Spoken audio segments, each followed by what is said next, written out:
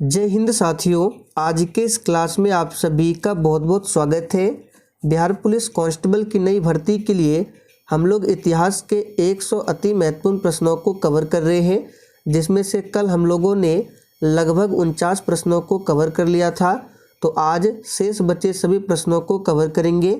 तो जल्दी जल्दी से आप सभी लाइव में जुड़ जाइए। सभी को गुड इवनिंग, गुड इवनिंग।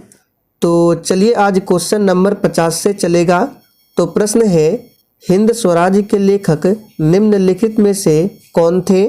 सभी ऑप्शन को ध्यानपूर्वक पढ़िए और देखिए प्रत्येक स्टूडेंट को नीचे लाइव चैट में अपना अपना आंसर बताना है, जिससे आप सभी का प्रॉपर तरीके से रिवीजन भी होगा। तो हिंद स्वराज के लेखक निम्नलिखित में से कौन थे? तो यहाँ पर जो बच्चे ऑप्शन बी बता रहे हैं उनका बिल्कुल सही जवाब है, महात्मा गांधी हिंद स्वराज के लेखक थे।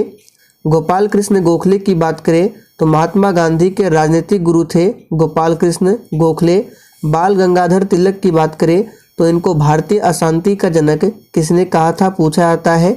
तो वैलेंटाइन चिरोल ने, याद रखेंगे, वैलेंटाइन चिरोल ने बाल गंगाधर तिलक को भारतीय अशांति का जनक कहा था। आगे देखिए, समाचार पत्र जो कि रस्त गुप्तार है, इसका मतलब होता है सच बताने वाला। तो इसका संबंध निम्नलिखित में से किस धर्म के सुधारों से था? तो यहाँ पर इस प्रश्न का आंसर है डी ऑप्शन, पारसी धर्म से, याद रखेंगे। और ये जो समाचार पत्र है रस्त गुप्तार, इसके संस्थापक कौन थे? तो दादा भाई नौरोजी।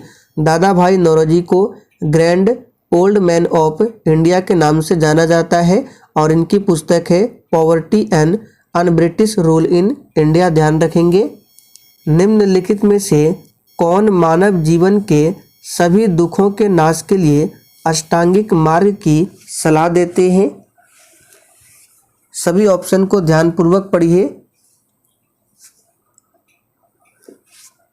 तो मानव जीवन के सभी दुखों के नाश के लिए अष्टांगिक मार्ग की सलाह कौन देते हैं? तो इसका सही जवाब क्या होगा? गौतम बुद्ध, ध्यान रखना है। वर्धमान महावीर, महावीर स्वामी के बचपन का नाम था वर्धमान और ये जैन धर्म के 24वें और आखिरी तीर्थंकर थे। गौतम बुद्ध का बचपन का नाम सिद्धार्थ। 1931 में इंडियन नेशनल कांग्रेस का अधिवेशन कहाँ पर आयोजित हुआ था? चलिए आप सभी 53 के लिए आंसर बताएंगे। देखिए, इंडियन नेशनल कांग्रेस की बात करें तो इसकी स्थापना 28 दिसंबर 1885 को होती है। कहाँ पर? तो बम्बई में। किसने किया था? तो A.O. ह्यूम ने। किसके समय में हुआ था? लॉर्ड डफरिन के समय में। और प्रथम अधिवेशन हुआ था 1885 में ही बम्बई में, जिसकी अध्यक्षता किया था W.C. बनर्जी ने। तो 1931 का कहाँ पर हुआ था? कराची में हुआ था, कराची अधिवेशन। और इस अधिवेशन की अध्यक्षता किया था सरदार वल्लभ भाई पटेल ने। निम्नलिखित में से कौन 1905 में बंगाल के विभाजन के समय भारत का वायसराय था? एक भी प्रश्नों को स्किप नहीं करना है, सारे प्रश्न आपके एग्जाम के लिए इम्पोर्टेंट है। तो ये प्रश्न बहुत ही सिंपल है। लॉर्ड कर्जन, जो भी बच्चे बता रहे हैं उनका बिल्कुल सही जवाब है लॉर्ड कर्जन। लॉर्ड डलहौजी को भारतीय रेलवे का जनक माना जाता है और इसी के समय में राज्य हड़प नीति, जिसके तहत 1848 में सतारा को ब्रिटिश साम्राज्य में मिलाया गया था। अवध को, ध्यान रखेंगे, सतारा को। आगे देखिए, निम्नलिखित में से कौन सा लॉर्ड कर्जन का योगदान नहीं था? चलिए 55 के लिए फटाफट से आंसर कीजिए। और देखिए आप सभी डेली क्लास को अटेंड कीजिए। क्लास का टाइमिंग है डेली रात 8 बजे से और दूसरी क्लास है रात 8:30 बजे। तो यहाँ पर 55 का आंसर क्या होगा? याद रखिएगा, सती प्रथा पर रोक, क्योंकि ये जो हुआ था लॉर्ड विलियम बेंटिक के समय में, ना कि लॉर्ड कर्जन। और सती प्रथा पर रोक ये कब लगाया गया था? तो 1829 में। किसने लगाया था? लॉर्ड विलियम बेंटिक ने। और इसमें सहयोग दिया था राजा राम मोहन राय ने। कारकोता राजवंश का संबंध निम्नलिखित में से किसके इतिहास से था?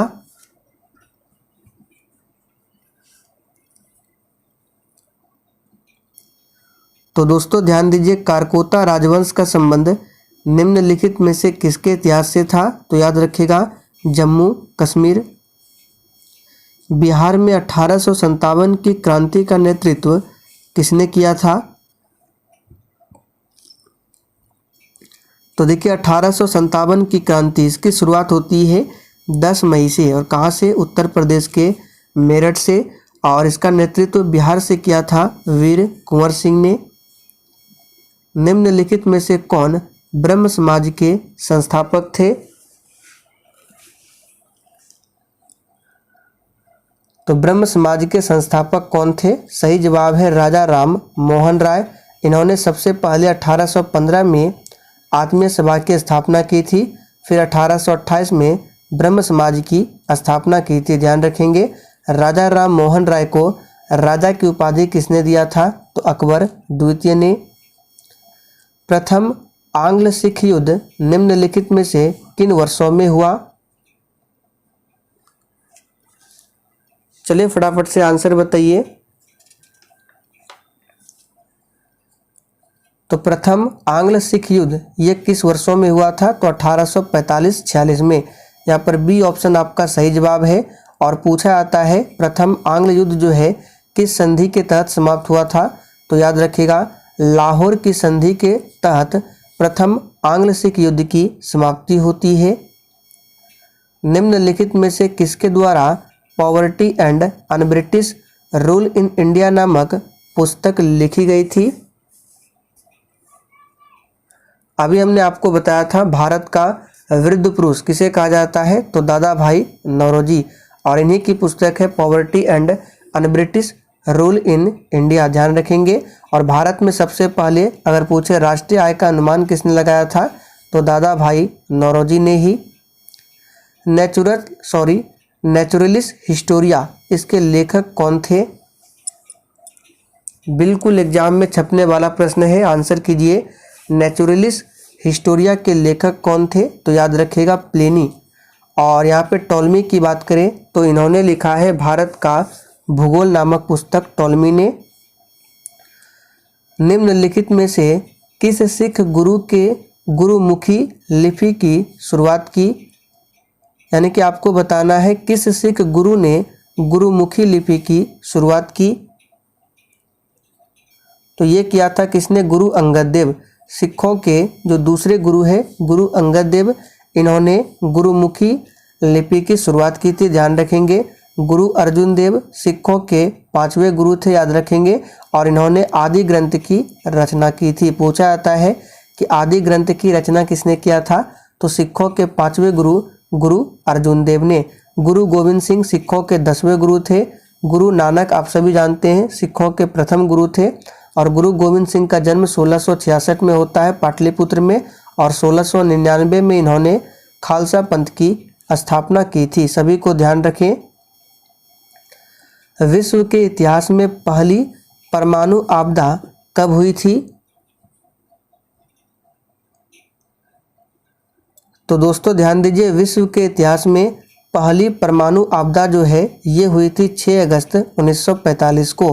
कहाँ पर? तो जापान के हिरोशिमा पर परमाणु बम गिराया गया था 6 अगस्त 1945 को। और दूसरी बार 9 अगस्त 1945 को जापान के नागासाकी शहर पर। तो दोनों ध्यान रखना है। गौतम बुद्ध के संवादों की भाषा क्या थी? और देखिए, अगर आप लोगों ने अभी तक सेशन को लाइक नहीं किया है तो फटाफट से आप सभी सेशन को लाइक करें। तो गौतम बुद्ध के संवादों की भाषा क्या थी? यहाँ पे सही जवाब क्या होगा? पाली। बी ऑप्शन जो ही बच्चे बता रहे हैं बिल्कुल सही जवाब है पाली। गौतम बुद्ध का जन्म कहाँ हुआ था? तो याद रखिएगा कपिलवस्तु के लुम्बिनी में हुआ था गौतम बुद्ध का जन्म। इनको ज्ञान की प्राप्ति बोध गया में, और इन्होंने प्रथम उपदेश दिया था सारनाथ में, और सबसे अधिक उपदेश दिया था श्रावस्ती में। गौतम बुद्ध की मृत्यु कहाँ पर हुई थी? आप लोग कमेंट करके बताइए। बंगाल के विभाजन को रद्द किया गया।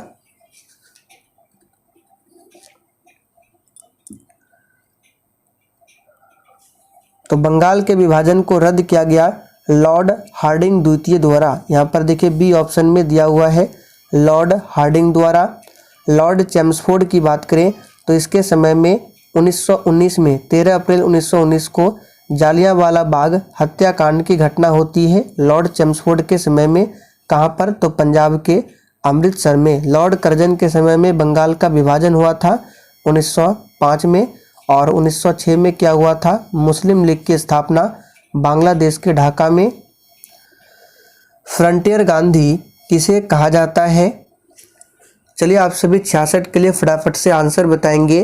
फ्रंटियर गांधी किसे कहा जाता है? तो यहाँ पर इस प्रश्न का आंसर क्या होगा?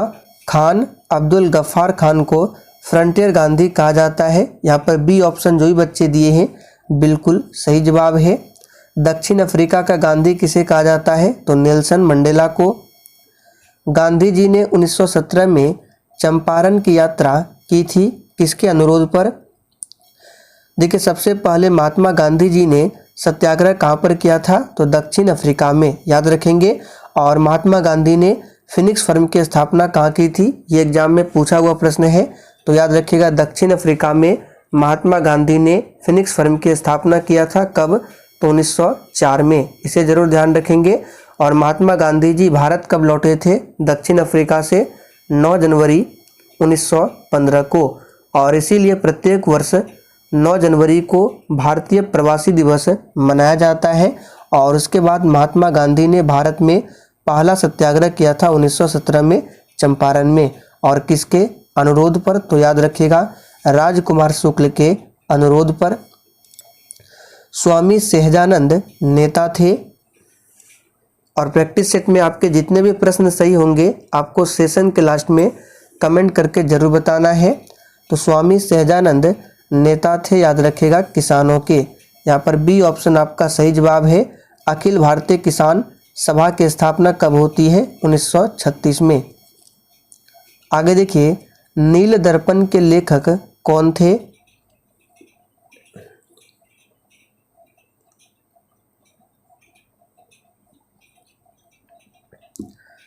तो यहाँ पर नील दर्पण के लेखक कौन थे? इसका सही जवाब है दीनबंधु मित्र, याद रखिएगा। प्राचीन भारत में द्वितीय नगरीकरण से संबंधित क्षेत्र कौन सा था? चलिए 70 के लिए फटाफट से आंसर कीजिए। प्राचीन भारत में द्वितीय नगरीकरण से संबंधित क्षेत्र कौन सा था? तो याद रखिएगा यह है गांगे मैदान का क्षेत्र। बी ऑप्शन आपका सही जवाब है। ऐहोल में दुर्गा मंदिर का निर्माण हुआ था किसके काल में? चलिए 71 के लिए आंसर बताएंगे। और देखिए ये सभी जितने भी इतिहास के प्रश्न हैं इन सभी प्रश्नों को ऑलरेडी 7:30 बजे की क्लास में कवर कराया गया है। तो याद कीजिए ऐहोल में दुर्गा मंदिर का निर्माण हुआ था, तो याद रखिएगा किसके काल में? तो बिल्कुल सही आंसर दिए हैं चालुक्य के काल में। और चालुक्य की बात करें तो कहाँ पर? तो याद रखिएगा कर्नाटक में। इल्तुतमिश शासक था।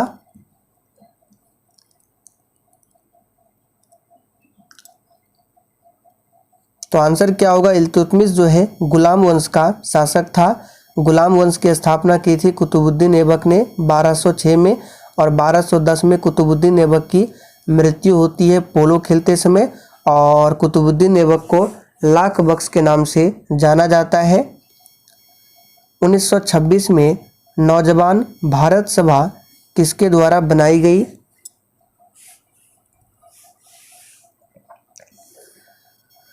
तो बहुत ही सिंपल है, याद रखिएगा भगत सिंह के द्वारा। किताब उल हिंद पुस्तक किसके द्वारा लिखी गई है?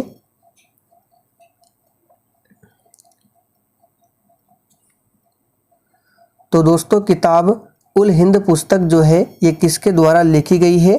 तो याद रखिएगा सही जवाब है ऑप्शन, यहाँ पे क्या हो जाएगा? अलबरूनी। ये अलबरूनी के द्वारा लिखा हुआ पुस्तक है किताब उल हिंद। यहाँ पर बी ऑप्शन आपका सही जवाब है। और अलबरूनी जो है ये महमूद गजनी के साथ भारत आया था। राजस्व में रैयतवाड़ी प्रयोग का प्रारंभ किसके द्वारा किया गया? तो ये किया गया था थॉमस मुनरो के द्वारा। हड़प्पा स्थल किस नदी तट पर स्थित है? देखिए, हड़प्पा की खोज 1921 में दयाराम साहनी ने किया था और 1922 में मोहनजोदड़ो की खोज राखलदास बनर्जी ने। हड़प्पा जो है ये रावी नदी के तट पर स्थित है। निम्नलिखित में कौन चंगेज खान का समकालीन था? चलिए आंसर कीजिए, चंगेज खान का समकालीन कौन था? तो यहाँ पर आंसर क्या हो जाएगा? इल्तुतमिश। याद रखिएगा, सुल्तान शमसुद्दीन इल्तुतमिश चंगेज खान के समकालीन थे, याद रखिएगा। गुलबदन बेगम ने किसके कहने पर हुमायूंनामा लिखा था? चलिए फटाफट से आंसर बताएंगे। गुलबदन बेगम ने किसके कहने पर हुमायूंनामा लिखा था? तो यहाँ पर आंसर क्या हो जाएगा? तो जो ही बच्चे ऑप्शन बी बता रहे बिल्कुल सही जवाब है, अकबर के कहने पर। ध्यान रखेंगे। और गुलबदन बेगम याद रखिएगा हुमायूं की बहन और बाबर की बेटी थी। अकबर के 1567 में चित्तौड़ आक्रमण के समय वहां का शासक कौन था?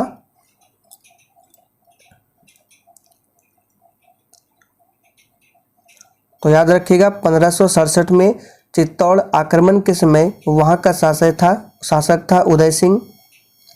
शेरशाह का मकबरा कहाँ पर स्थित है? तो बहुत ही सिंपल है, शेरशाह का मकबरा कहाँ पर स्थित है? बिहार के सासाराम में स्थित है।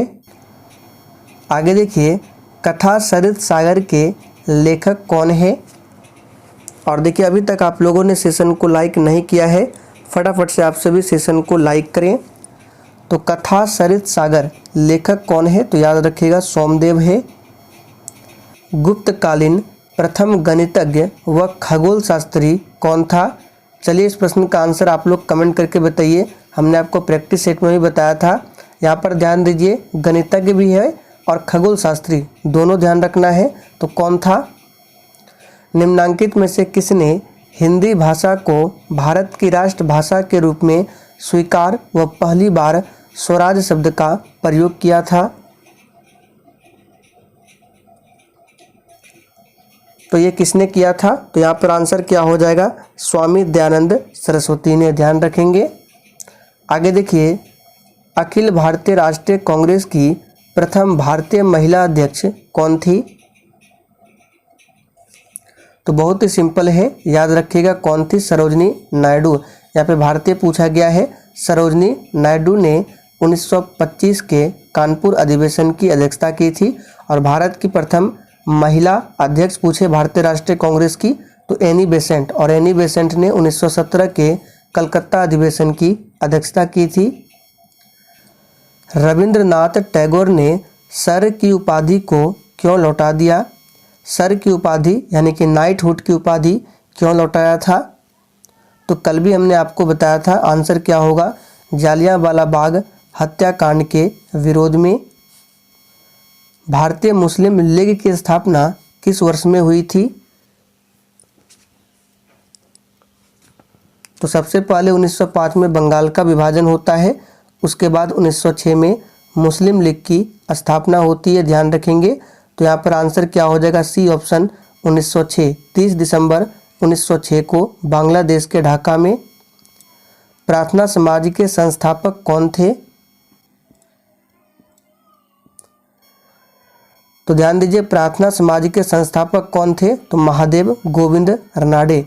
देखिए, प्रार्थना समाज की स्थापना जो है महादेव गोविंद रनाडे, आत्माराम पांडुरंग, देवेंद्रनाथ ठाकुर, इन सभी ने किया था। लेकिन ऑप्शन में महादेव गोविंद रनाडे है। तो आंसर क्या होगा? A option. गांधी जी की दांडी यात्रा का प्रारंभ किस तारीख और वर्ष क्या है? तो बहुत ही सिंपल है, आप सभी जानते हैं। प्रारंभ हुआ था 12 मार्च 1930 और अंत 6 अप्रैल 1930। तो आंसर क्या होगा? 12 मार्च 1930। स्वाधीनता आंदोलन के दौरान पूर्ण स्वराज्य के लक्ष्य की घोषणा किस वर्ष की गई?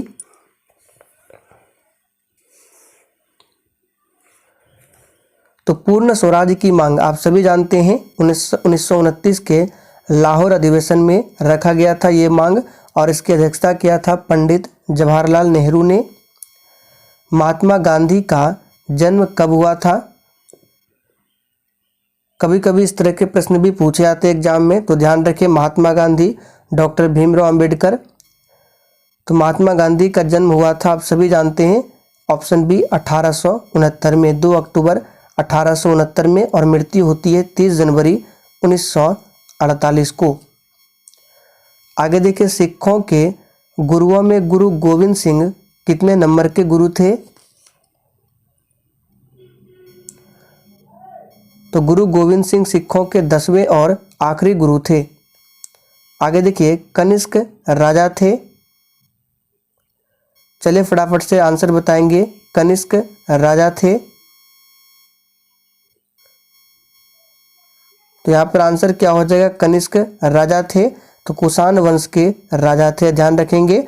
और शक संवत की शुरुआत जो है इसी ने किया था, कनिष्क ने। और इसी के समय में चौथी बौद्ध संगति का भी आयोजन होता है कश्मीर के कुंडल वन में। भारत पर आक्रमण करने वाला पहला मुसलमान कौन था?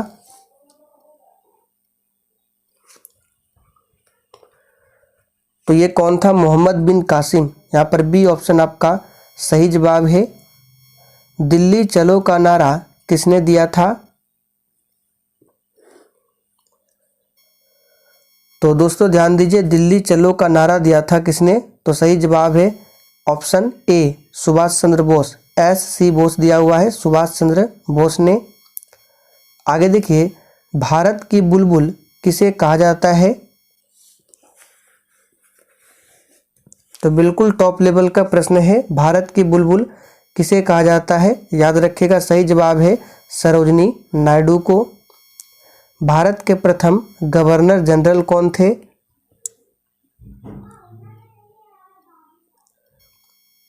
तो यहाँ पर आंसर क्या होगा? भारत के प्रथम governor general Lord William Bentinck. यहाँ पर डी ऑप्शन आपका सही जवाब है। भारत के सर्वोदय नेता लोकमान्य जयप्रकाश नारायण का जीवन काल क्या है? देखिए, जयप्रकाश नारायण ने ही संपूर्ण क्रांति का नारा दिया था, और इनको लोक नायक की उपाधि दी गई है। जयप्रकाश नारायण को लोकमान्य नहीं होगा, लोक नायक, लोकमान्य की उपाधि बाल गंगाधर तिलक को दी गई है। तो यहाँ पर आंसर क्या हो जाएगा? जीवन काल याद रखिएगा 1902 से लेकर 1979 तक। विख्यात सोमनाथ मंदिर को किसने नष्ट किया?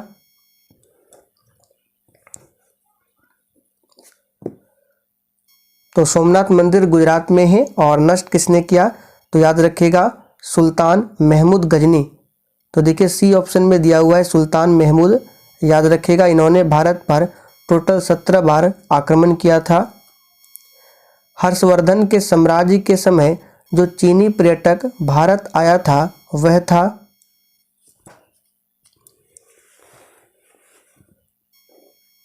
तो याद रखिएगा कौन था? ह्वेनसांग। यहाँ पर बी ऑप्शन में दिया हुआ है ह्वेनसांग। फाहियान की बात करें तो ये चंद्रगुप्त द्वितीय के दरबार में आया था फाहियान। ह्वेनसांग हर्षवर्धन के समय में आया था। अभी आखिरी प्रश्न आप लोगों के लिए है, टेस्ट क्वेश्चन है। समुद्रगुप्त के बाद राजगद्दी पर कौन बैठा था? इसका आंसर आपको नीचे कमेंट करके बताना है। तो चले दोस्तों, आज के लिए इतना ही। तब तक के लिए जय हिंद,